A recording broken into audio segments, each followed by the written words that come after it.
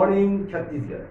तो बहनों भाइयों, हर बार मैं कुछ एक नई शख्सियत की परिचय आपको देता हूँ, लेकिन आज ऐसा ही एक शख्सियत हमारे पास है, यानी आपके सामने में है, जिनका नाम है अर्चना जी।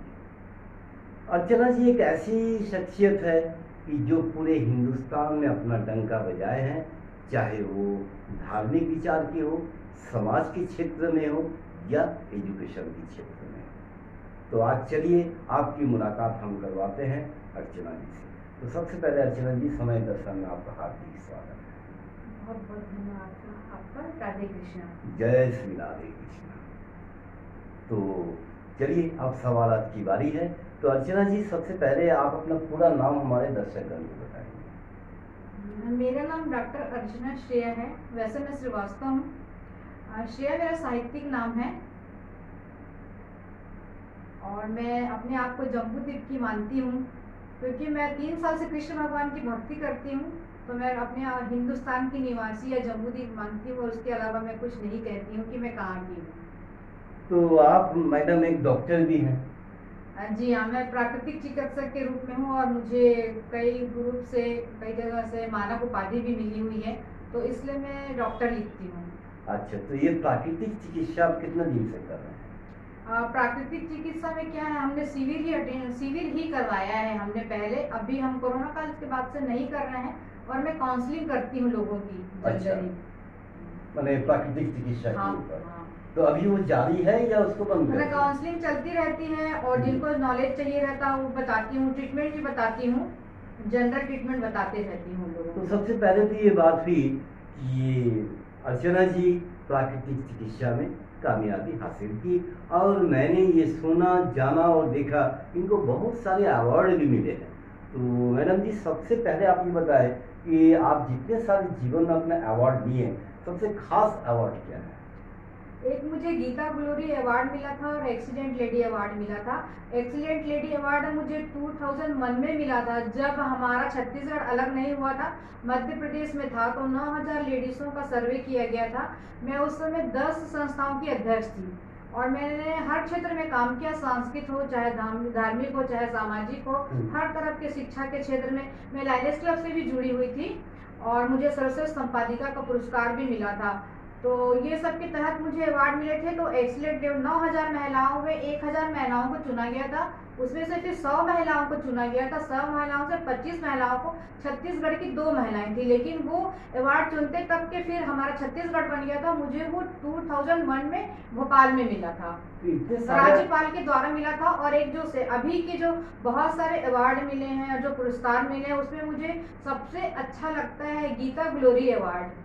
क्यों ऐसा है? इंटरनेशनल है, क्योंकि मैं 3 साल से कृष्ण भगवान को बहुत ज़्यादा मानती हूँ, उन्हीं की भक्त हूँ, तो इसलिए मुझे उस अवार्ड से ज़्यादा लगाव, वो मुझे अच्छा लगता है। अच्छा मैडम जी, बताएं कि आपने साहित्यकारिता भी की है। जी। तो अभी तक आपकी ऐसा कोई पुस्तक आया जो हम दर्शक के लिए है? हाँ जी। तो कौन सी पुस्तक? हाँ जी, मेरी श्रद्धांजलि आई है, जो 3 in 1 है, अमेजॉन में अवेलेबल है। श्रेया सुधी भी आई है और ये जो मेरी खुद की स्वयं की किताब है 3 in 1 में कुछ कोरोना काल की रचनाएं हैं और उसमें कुछ ऐसी रचनाएं हैं और श्रेया की बातें हैं जो मैंने प्राकृतिक चिकित्सक के तौर पे और जो मैंने जाना है, समझा है, दादी नानी की बातें हैं उसमें, और मेरी कहानियां हैं उसमें, लगभग 25 कहानियां हैं। तो उस किताब का नाम है अर्चनांजलि। अर्चनांजलि वो साहित्यकारों में काफ़ी, मतलब साहित्यकारों के द्वारा काफ़ी पसंद किया जाता है। और दूसरी किताब है श्रेयांजलि। तो मेरे साथ मेरा एक फेसबुक ग्रुप भी चलता है, उसमें मैं साहित्यकारों लोगों को बुलाती हूँ, साहित्यकार आते हैं उसमें और अपनी रचनाएं रखते हैं, अपने बारे में जानकारी शेयर करते हैं, फेसबुक लाइव चलता है। तो उसमें मेरा सहयोग करने वाले सुधीर श्रीवास्तव भाई साहब हैं। तो सुधीर श्रीवास्तव भाई साहब की 40 रचना और मेरी रचना है श्रेया सुधी करके, और ऐसे मैंने 7 किताबों का संपादन किया है। 3 किताब की अभी चल रही है, तो वो मेरे ही संपादन में संपादित हुई है। और मैंने एक किताब काफ़ी साल पहले लायनेस क्लब के लिए भी किया था, जिसे सर्वश्रेष्ठ मिला था, वो सेवांजलि करके थी। वो 97 की बात है। तो मैडम जी आप साहित्य में भी बहुत ऊपर हैं, जी है ना? देखिए मैं मतलब श्रीवास्तव कुल से आती हूँ, चित्रगुप्त की वंशज हूँ। तो चित्रगुप्त की वंशजों में तो ब्लड में साहित्य होता है, साहित्य लेखनी होता ब्लड है, में होती बिल्कुल है। बिल्कुल बिल्कुल। हाँ तो क्योंकि वो लाला जी के हाथ में कलम नहीं रहे तो फिर लाला हाँ जी जी नहीं जी हुए। जी। तो मैडम जी आप साहित्य में रुचि रखते हैं, साहित्य में बहुत कामयाबी आप हासिल की हाँ है, जी हाँ। और आपकी जो मेडिकल लाइन है जो आप कर रहे हैं, हाँ उस प्राकृतिक चिकित्सा। प्राकृतिक चिकित्सा उसमें भी कामयाबी हासिल की हाँ है। तो ये सारी चीज की प्रेरणा आपको कहाँ से मिली? मेरी दादी माँ भी सब जगह की अध्यक्ष वगैरह रहती थी, वो करते रहती थी। मेरे फादर भी फॉरेस्ट ऑफिसर थे और वो भी प्राकृतिक से जुड़े हुए थे। वो आयुर्वेदिक डॉक्टर का भी उन्होंने कोर्स किया था, तो मैंने भी प्राकृतिक चिकित्सा कर लिया। और प्राकृतिक चिकित्सा में क्या होता है कि क्षितिज पावल गगन समीरा पंच तत्व अधम शरीरा, तो ये हम पांचों तत्व के द्वारा हम प्राकृतिक से हम चिकित्सा करते हैं। तो ये अच्छा लगता है, दादी माँ से सुनती थी, कुछ कुछ बताती थी, फादर का भी सुनती थी, ये सब सुन के अच्छा लगता था। उन्हीं की प्रेरणा से ही मैंने प्राकृतिक चिकित्सा का कोर्स किया और लोगों को ज्ञान देती हूँ और नॉलेज बांटती हूँ लोगों को, और जो बनता है वो मैं करती हूँ सहयोग। मैं अगर ऐसे समय मिले तो हमारे दर्शकगण को भी कुछ नॉलेज देना चाहेंगे? जी देखिए और भी अन्य चिकित्सा है, यूनानी है, एलोपैथी चिकित्सा बोलते हैं, और आयुर्वेदिक चिकित्सा है। इसमें तो हमको तुरंत ठीक होना है तो हम एलोपैथी की तरफ जाते हैं, और यदि हमको अच्छे से ही ठीक होना है तो हम प्राकृतिक की ओर जाते हैं। जैसे विटामिन डी की कमी होती है तो हमको धूप में बैठना है, सिर को बचा करके रखना है और धूप में बैठना है, मालिश करके भी हम धूप में बैठे तो सनलाइट जो होता है वो बहुत अच्छी चीज है। कई लोग सनलाइट से बचते हैं, अगर चेहरे में आपको सनबर्न वगैरह हो जाता है, लेकिन आप ठंड के महीने में अगर आपको मतलब प्राकृतिक तौर से विटामिन डी मिलता है तो आप विटामिन डी लीजिए। और मिट्टी, जैसे कहीं आपको कुछ पेन वगैरह हो रहा है तो आप मिट्टी की पट्टी नहीं कर सकते हैं, क्योंकि हम लोग धार्मिक भी हैं। तो तुलसी चौरा, तुलसी माता के नीचे की जो मिट्टी है उसका आप हल्का सा लेप कर सकती हैं, और सूर्य भगवान को प्रणाम कर सकते हैं, सूर्य का मॉर्निंग में दर्शन कर सकते हैं, सूर्य को जल चढ़ा सकते हैं। ये सब हमारे प्राकृतिक चिकित्सा के अंतर्गत ही आते हैं।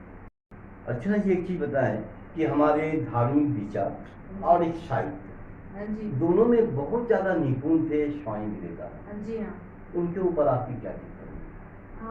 देखिए विवेकानंद जी से तो मैं इसलिए प्रभावित हूँ कि वो हमारे मतलब मैं उनको अपना ही मानती हूँ, हमारे जाति से हैं, कास्ट से हैं, मुझे अपने जाति वालों से काफ़ी लगाव है।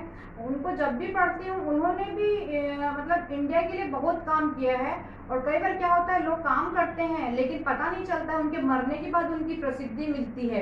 तो कर्म करते रहो, फल की इच्छा नहीं करो। उनके बारे में क्या कहूँ, उनके विवेकानंद की वजह से ही शिकागो धर्म सम्मेलन जो हुआ था उसमें हम विश्व गुरु बने थे, और विश्व गुरु बनाने का मतलब पूरा पूरा श्रेय विवेकानंद जी को जाता है। तो ये शिकागो के साथ आपकी कुछ रिलेशन है क्या? शिकागो धर्म सम्मेलन अमेरिका में हुआ था। हमारे जो धर्म ग्रंथ हो उसको भी नीचे रख देते हैं और नकार दिया जाता है कि ये तो इंडियंस लोगों का है, भारतीय लोगों का है करके, लेकिन गीता नहीं उठाया था, तो इसलिए गीता से तो मैं काफी प्रभावित हूँ ही। और गीता नीचे था तो जब बोला गया है कि देखो अगर नीचे ही रखा लेकिन सबको तो भार उठा के रखा है ना, तो ये है। और उनके बारे में क्या कहूँगी, वो तो सर्वश्रेष्ठ है और मेरे लिए भी प्रेरणा के स्रोत हैं विवेकानंद जी। और वैसे आप उनकी साहित्य गतिविधि भी मुझे पसंद आती है, धार्मिक गतिविधि भी, वो मतलब पूर्ण रूपेण वो मानव थे। आगे के लिए आपकी क्या परिकल्पना है? मैं देखिए मतलब मैं तो करते रहती हूँ, कृष्ण भगवान की सेवा करती हूँ। अभी मैं वृंदावन में थी, बाकी बिहारी जी का सभी लोगों को पता है कि उनका पट बंद हो जाता है ना, जी। तो मैं 2 बार गई थी तो मेरी दर्शन नहीं थे, तो मैंने शॉर्ट में बता रही हूँ कि दर्शन नहीं हुई, तो मैंने कृष्ण भगवान को बोल के आया था कि अब मैं नहीं आऊंगी, अगर आपको बुलाना होगा बुलाना, नहीं बुलाओगे तो भी चलेगा, ऐसा यही मैंने यही शब्द वहाँ बोल के ऐसे आ गई। फिर 25 दिसंबर की बात है, अभी 25 दिसंबर 23 के सन 23 की बात है। 25 दिसंबर को मेरा अचानक मतलब वहाँ जाना हुआ। तो मुझे तो लग रहा था कि अरे इतने जल्दी बुलावा है क्या। मैं गई 6:15 का टाइम है जब मैं बांके बिहारी के मंदिर में पहुंची और मैं 6:30 बजे दर्शन करके निकल गई। और मैं भगवान को ये भी बोली थी कि मैं भीड़ भाड़ में नहीं आ सकती हूँ।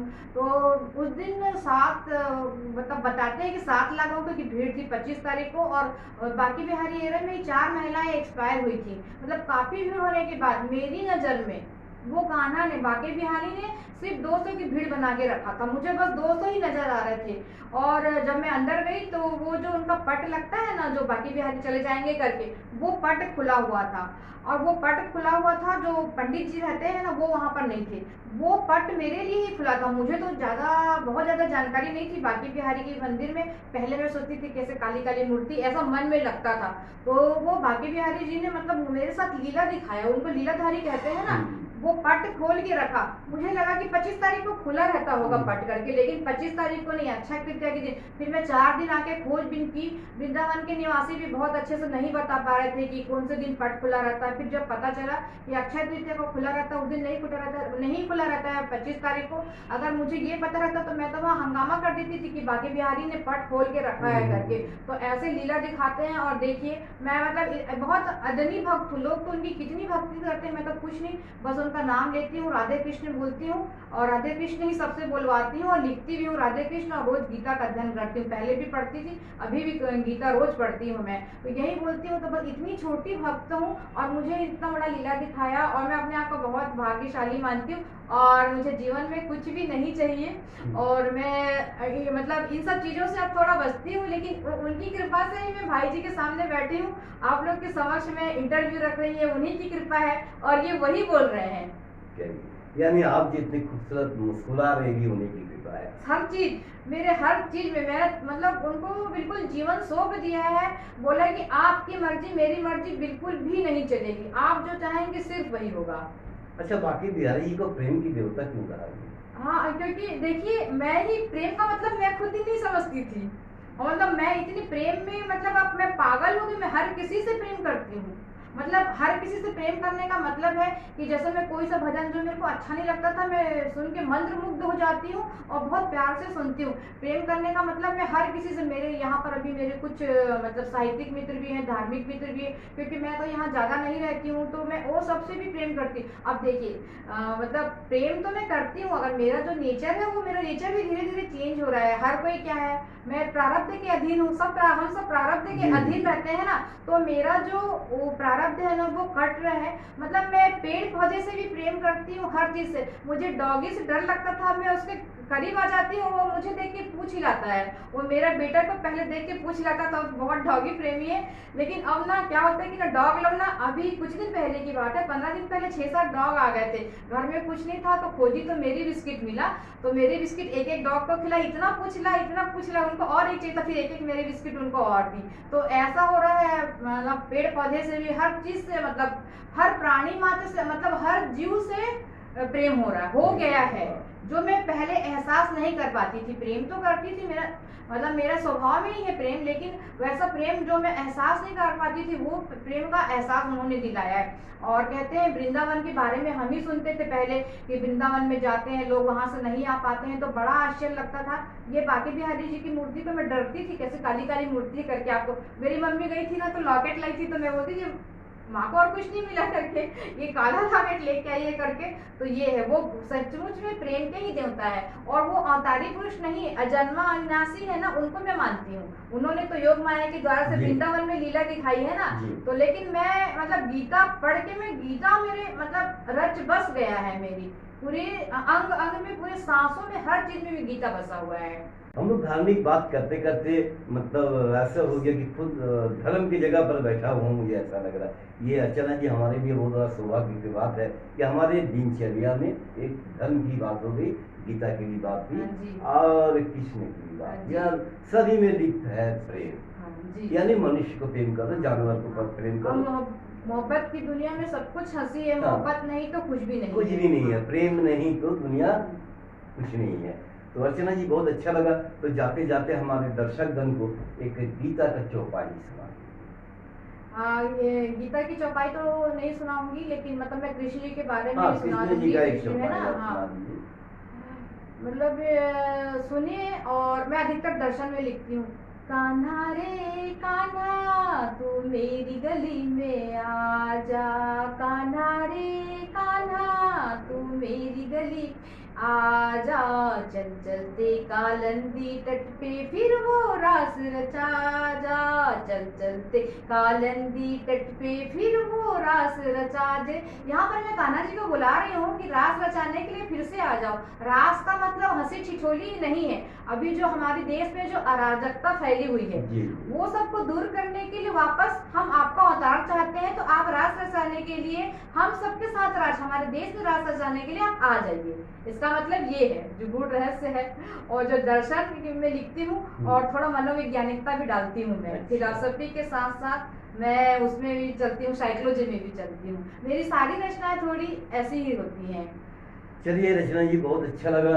यह हम लोग के लिए बहुत बड़ा सौभाग्य है कि आपके जैसा मानिक, आपके जैसा रत्न समय दर्शन के लिए समय दिए। तो चलिए बहनों भाइयों, इसी खूबसूरती अदाओं के साथ, इन खूबसूरती बातों के साथ, इन धर्म के बातों के साथ आप सभी से सुधीर कुमार इजाजत दे रहा है। फिर अगले मुकाम में फिर कोई नई शख्सियत के साथ आपकी परिचय कराएंगे। जय हिंद, जय छत्तीसगढ़। थैंक यू मैडम, बहुत बहुत धन्यवाद। राधे कृष्णा, और सभी को राधे कृष्णा। आप सबके ऊपर राधे कृष्ण की कृपा अनवरत बनी रहे। चलिए, आपने बोल दिया। जय भारत, जय छत्तीसगढ़। न्यू वीडियोस की अपडेट पाने के लिए सब्सक्राइब करें समय दर्शन न्यूज को और बेल आइकन को दबाएं। आप देख रहे हैं समय दर्शन न्यूज चैनल।